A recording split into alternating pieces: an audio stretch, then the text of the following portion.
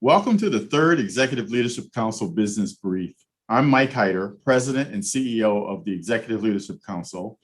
The ELC is dedicated to fostering and amplifying Black excellence in leadership and business. We open channels of opportunity for Black executives to positively impact our communities. Over the past year, conversations about race in corporate America have been rampant. The path to having these discussions was rocky. But once they started, it was almost as if companies had a blanket permission slip to talk about the sensitive and frequently unpleasant experiences of Black employees, regardless of title or seniority. So, before Pride Month 2021 comes to a close, I thought it was only appropriate to discuss what this past year has been like for Black executives in the LGBTQ community. Are they afforded the same so-called safe spaces to discuss the duality of being labeled Black and LGBTQ?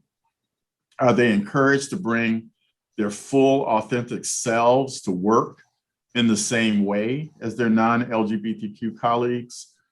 Joining me today are two members of the LGBTQ community who are ELC members and hold two of the most senior roles in business today.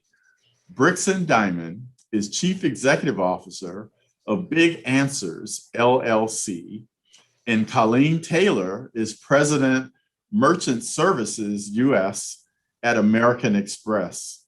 Colleen and Brixton, thank you for your time today. Thank you.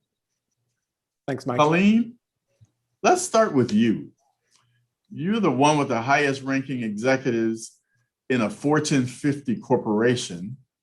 How would you characterize your experience over the last year as a senior corporate executive who is both Black and a member of the LGBTQ community?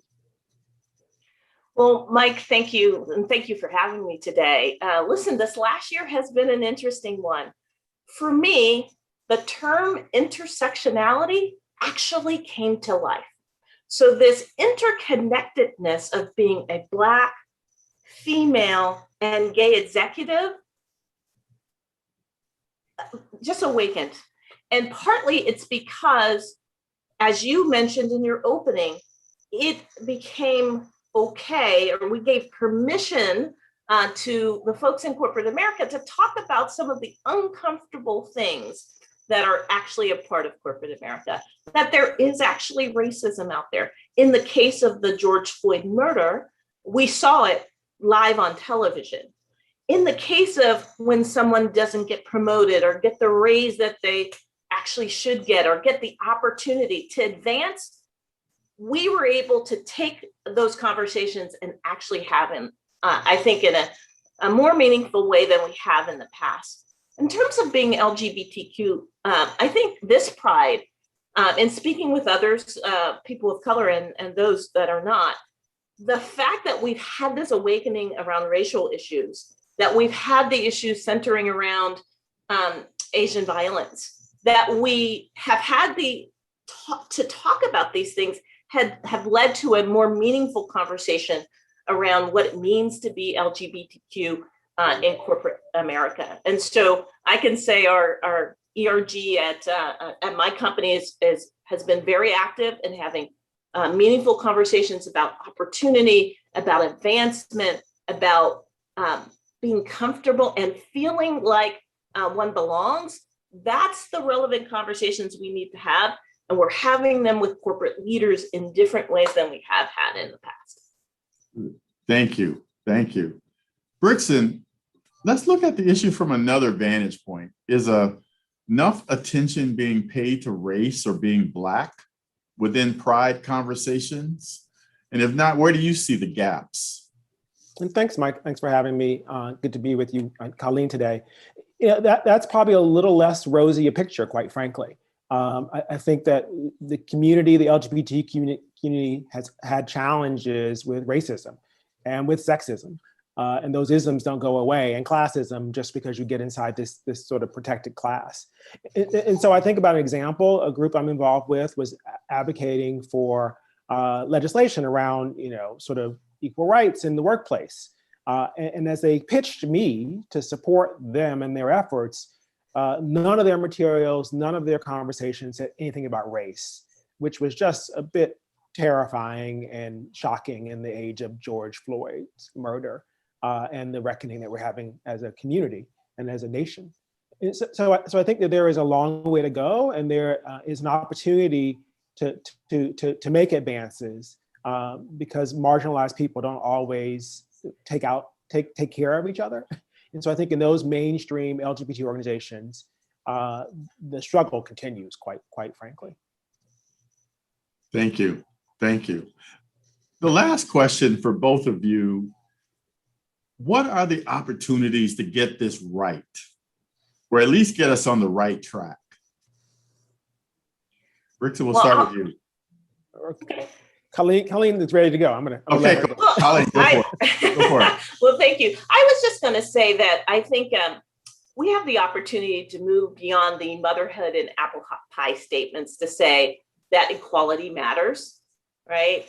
And to actually move towards making that real. And we do that by demanding from our corporations that they invest and put money where their mouths are. And that is in terms of investing in community programs, engaging deeply with organizations that can make the change. And so for me, kind of being this triple threat of gay, Black, and female, that means investing in mentoring programs, investing in job programs, investing in community programs that actually engage those communities differently, and actually tracking and ensuring that we have progress. So I think it's really about investment and ensuring that from the top level, from the CEO level, that engagement continues. I see that we have a different level of engagement, but we just have to keep it up to ensure that we make the progress that we all want to see. I would add to that. I mean, I think so. I totally endorse Colleen's recommendation that companies invest in organizations that can help, and then hold those organizations accountable around what they're doing for Black and Brown people, right? I think that's a key piece of it, because if you're providing dollars, you have an opportunity to match that with demands for accountability. And so as you are corporate leaders and you're making those investments, second point is making them beyond June. We are very fortunate in the LGBTQ community to have, in most years, 2 more days in Black History Month, but just 2, and in leap years, we only get 1 more day. So these shortest month kind of things we can discuss later. But I think it is investing and being vocal beyond pride, right? There's this sort of stigma that companies are at huge risk of falling into, that when July 1st hits, the rainbow flag comes down and everything goes back to normal.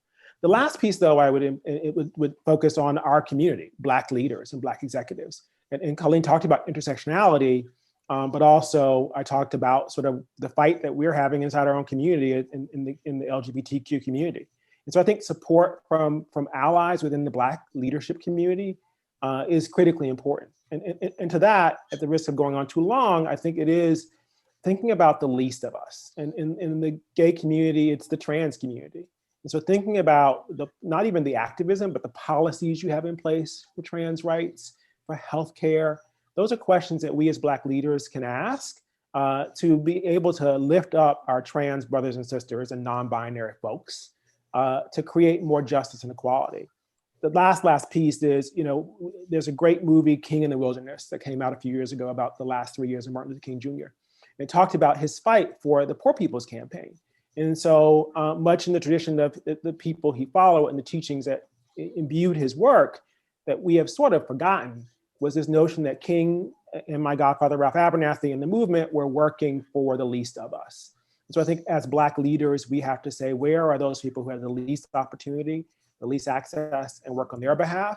Because by building them up, we create opportunities for countless others, both inside the family, count that any way you want, family, and well beyond. Yeah, I would just say one thing as Black leaders, the Black community hasn't always felt very comfortable around LGBTQ, right? And as corporate leaders, we have a platform in corporations, but also in our communities. We tend as leaders to be big shots in our companies, but we're also big shots in our community. And we can make it okay for us to have a gay family member, to have a trans daughter or son.